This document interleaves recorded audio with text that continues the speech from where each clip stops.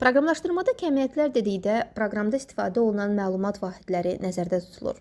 Bu kəmiyyətlər vasitəsilə biz proqramın daxilində məlumatları saxlayır, dəyişdirir və ya hesablamalar aparırıq.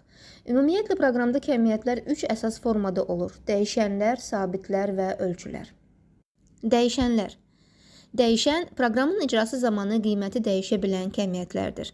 Məsələn, biz proqramda istifadəçidən yaşını daxil etməsini istəyirik. Bu halda yaş adlı bir dəyişən yaradırıq və istifadəçinin daxil etdiyi 15, 16 ya da 17 kimi rəqəmləri həmin dəyişəndə saxlayırıq. Sabitlər. Sabitlər isə proqramın icrası zamanı dəyişməyən kəmiyyətlərdir. Yəni, proqram başladığı andan sona qədər sabitin dəyəri eyni qalır. Proqramda sabitlər məlumatların səhvən dəyişdirilməsinin qarşısını alır və proqramın sabitliyini qoruyur. Proqramda istifadə etdiyimiz kəmiyyətlər müxtəlif məlumat tiplərinə malik olur. Əsas məlumat tipləri bunlardır. Bu qədər dostlar.